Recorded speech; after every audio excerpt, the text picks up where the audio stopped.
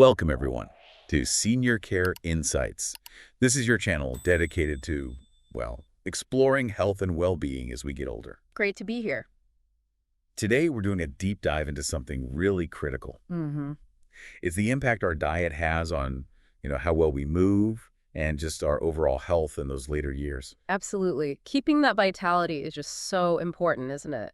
And a huge piece of that puzzle is really understanding the food choices we make. Right, how they can either help us or, unfortunately, work against us. Exactly. Especially when it comes to things like leg strength, keeping those joints feeling comfortable. So we're going to zero in on some specific foods that health pros and aging experts have flagged as potentially problematic for older adults. Yeah, and these aren't just vague bad foods. We're looking at stuff with pretty direct links to keeping legs strong and joints feeling good. It's important context, And it's crucial to remember, aging brings natural changes, sure. of course. But what we eat, our dietary habits, they have a massive influence on how we actually experience those changes. So the goal today is really empowerment, giving you the knowledge to make informed choices. That's the plan, arming you with info about what you eat. Okay, let's kick things off then.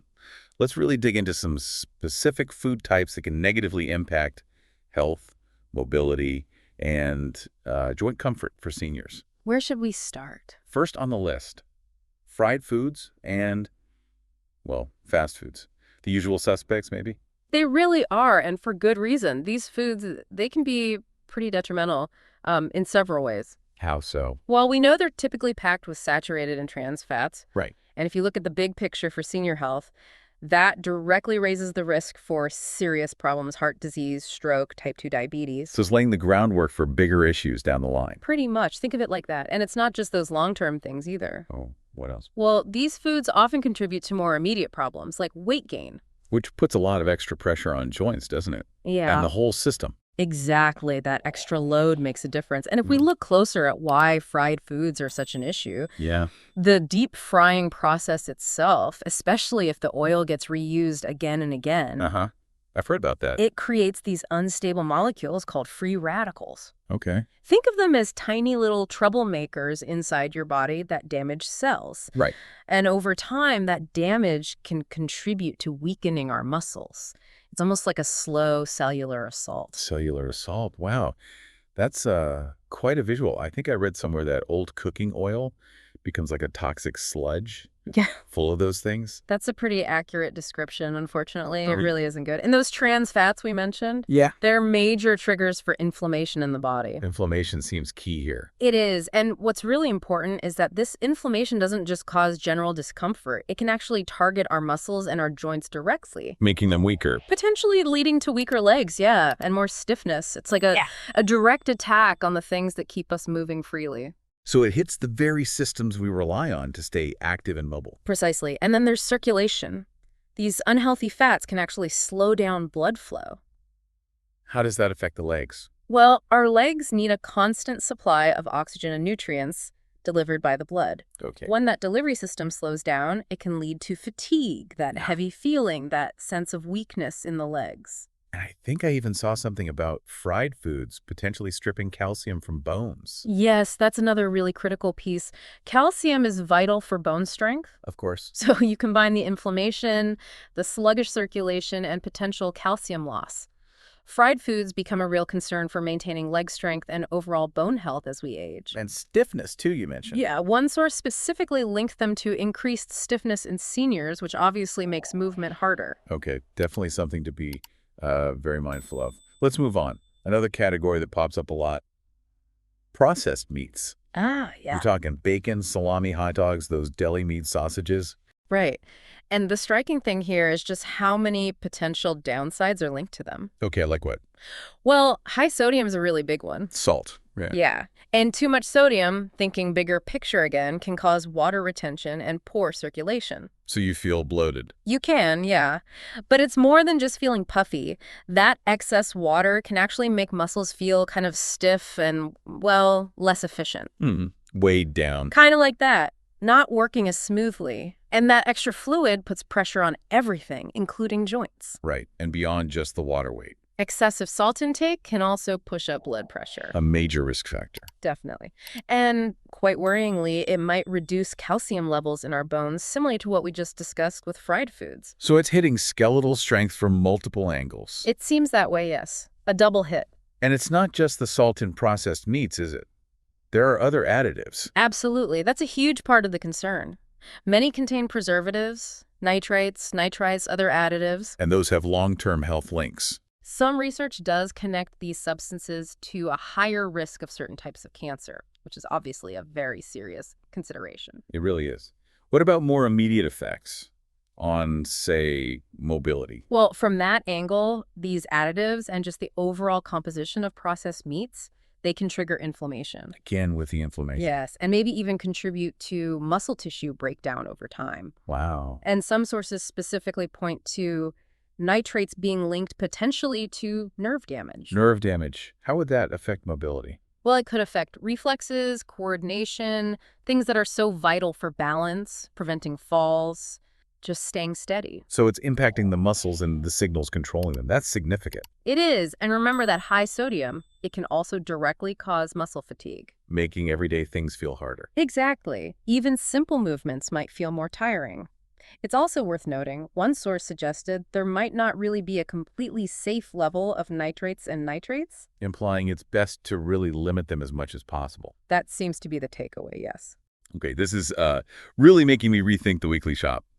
Let's talk about something else many of us enjoy.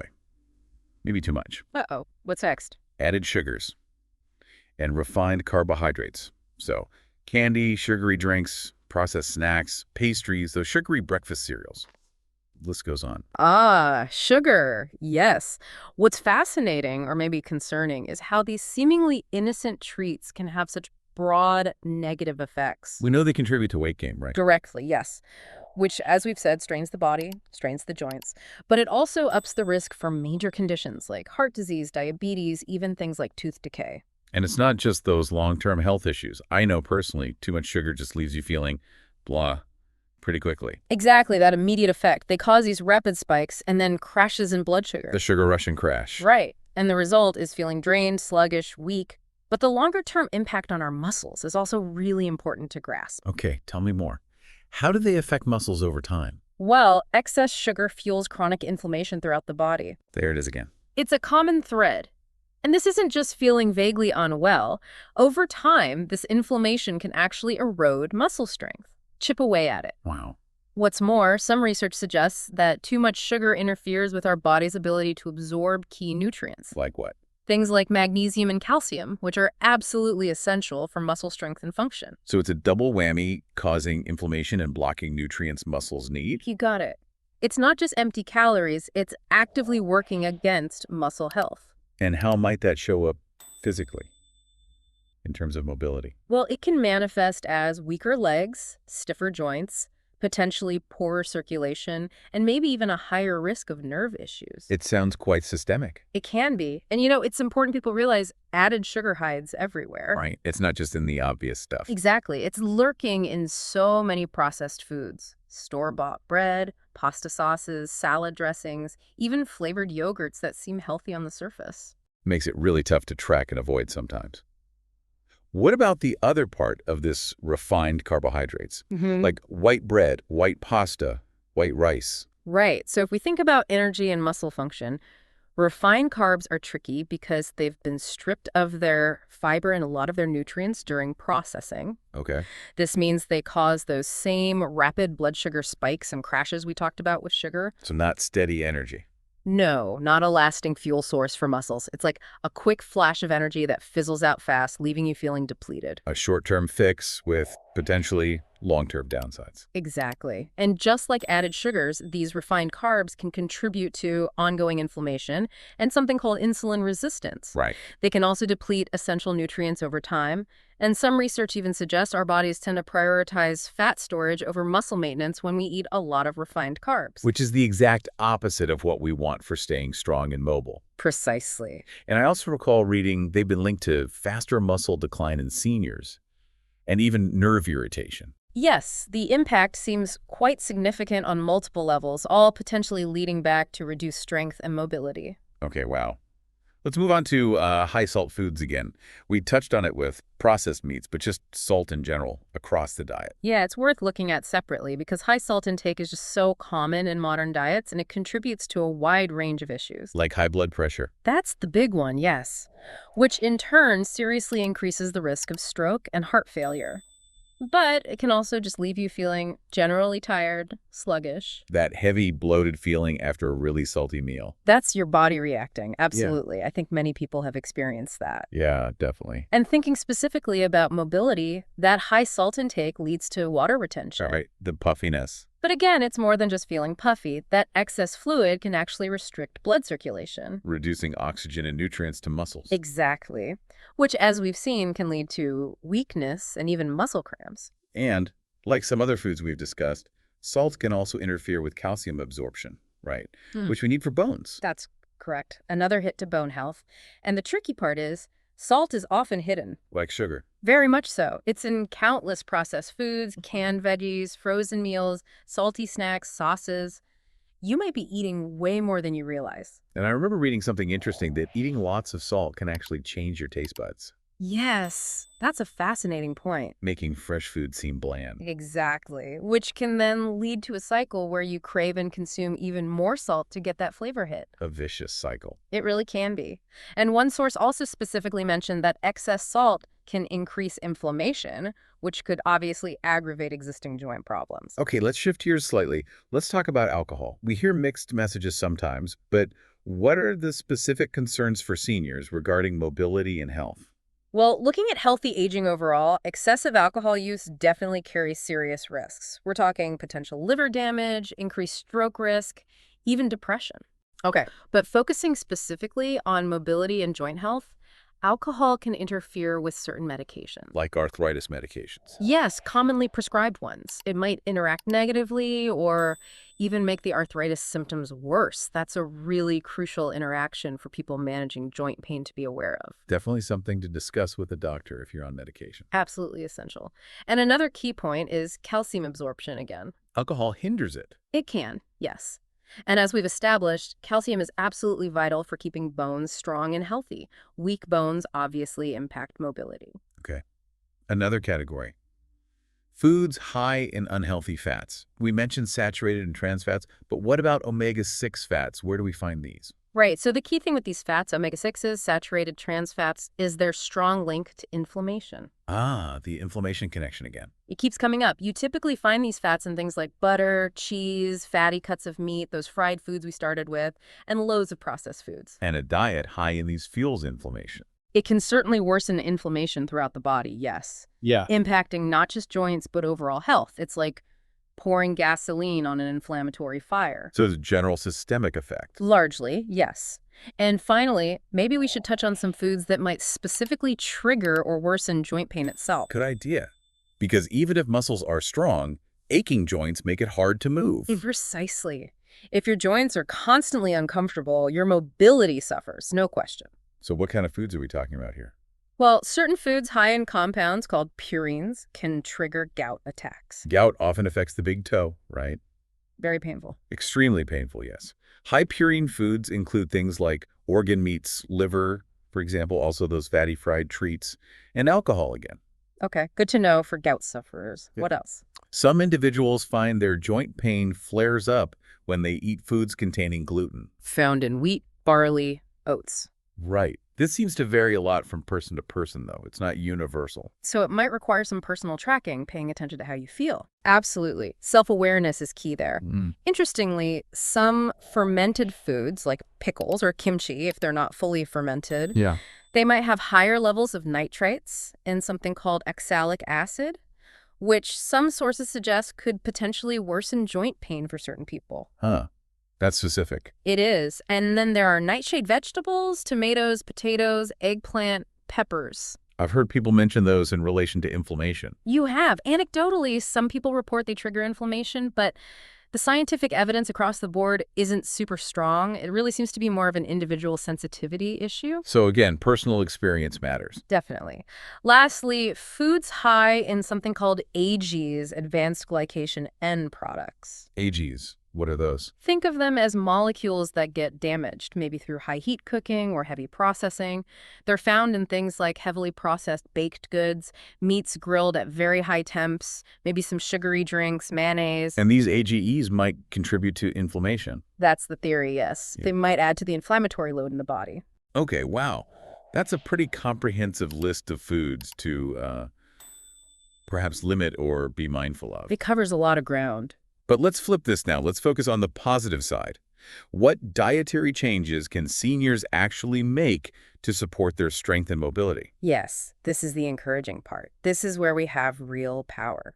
It's so important to stress that making informed choices about food can have a truly significant positive impact. You really can regain strength and improve movement by adjusting diet. Absolutely. The potential is definitely there. It's not about deprivation, it's about smart substitution and nourishment. Okay, that's great to hear.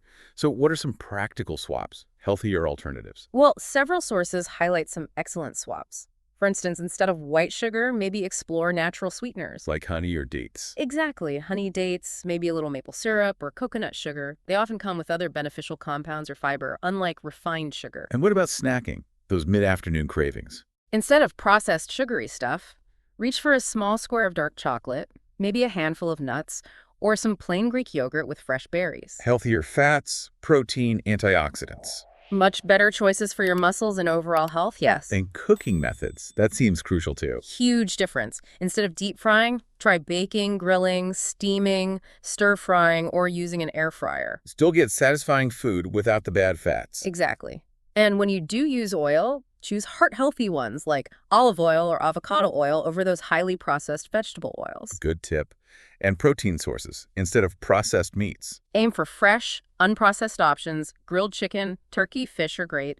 And definitely try incorporating more plant-based proteins. Like tofu, lentils, beans. Fantastic choices. They're packed with protein and fiber, really beneficial. Okay, and tackling that hidden salt. The key is replacing high-sodium processed foods with fresh, whole ingredients as much as possible. Cook at home more. Seasoning differently. Yes. Use herbs, spices, lemon juice, vinegar, garlic, onions.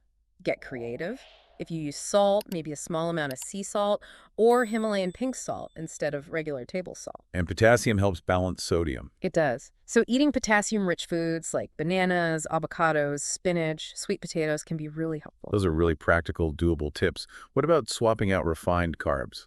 Simple swaps make a big difference. Choose whole grain bread instead of white. Go for brown rice or quinoa instead of white rice.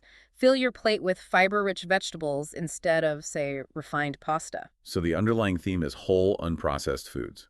That's the core message, really. A diet centered on fresh fruits, vegetables, lean proteins, whole grains, and healthy fats.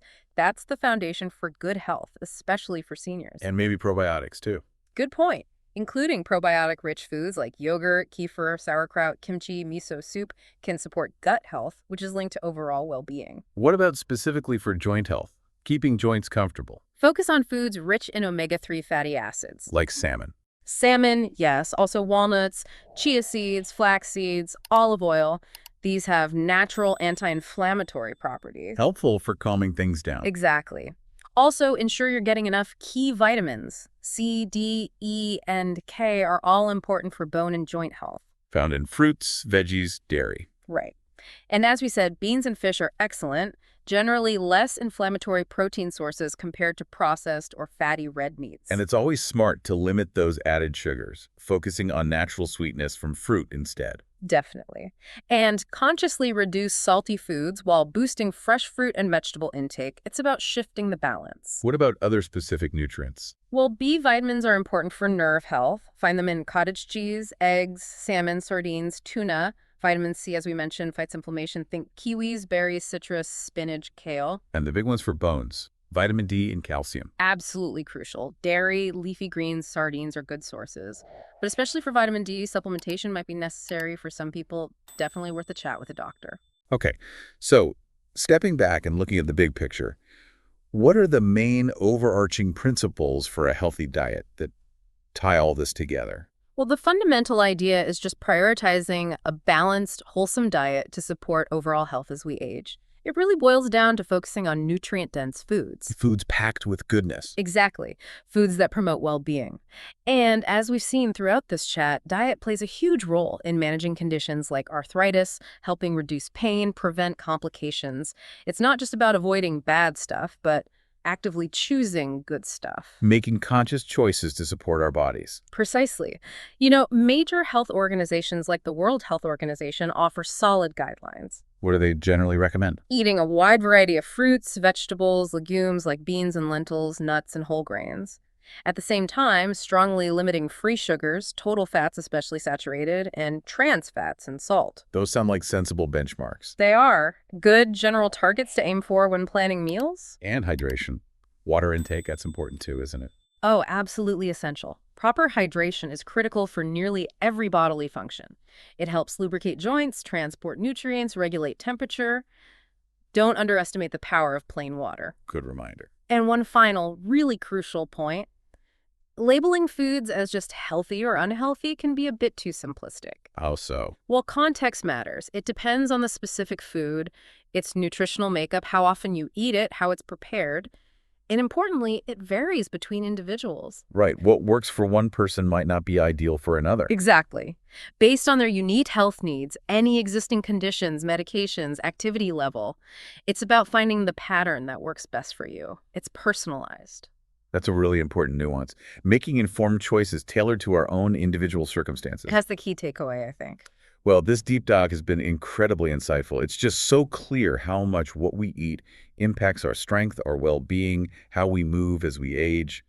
It really does have a profound effect. And please, everyone listening, remember that even small, consistent changes can add up to significant improvements. Better strength, better mobility, better quality of life. Absolutely. It's not about a complete overhaul overnight. It's about making gradual, sustainable shifts towards healthier habits. The power to support your vitality really is in your hands, starting, maybe, with your next meal or snack choice. Exactly. We really hope you'll take the information we discussed today and think about making some of those gradual, informed adjustments. Every little positive step counts. And keep exploring. We encourage you to continue learning. Maybe pay a bit more attention to food labels next time you shop, or perhaps try incorporating one or two of the healthier swaps we mentioned. Yeah, think about what resonated with you. What's one small change you might consider making? We'd genuinely love to hear your thoughts and experiences on this. Please share any questions or insights you have down in the comments section below. And if you found this discussion valuable, if it gave you some food for thought, please give it a like. Share it with friends or family who you think might benefit. And of course, please subscribe to Senior Care Insights for more deep dives into topics relevant to healthy, vibrant aging. Don't forget to hit that notification bell too so you won't miss our future content. Our goal is always to empower you with knowledge. Thank you so much for joining us today for this deep dive. Yes, thank you for tuning in. We look forward to our next conversation together.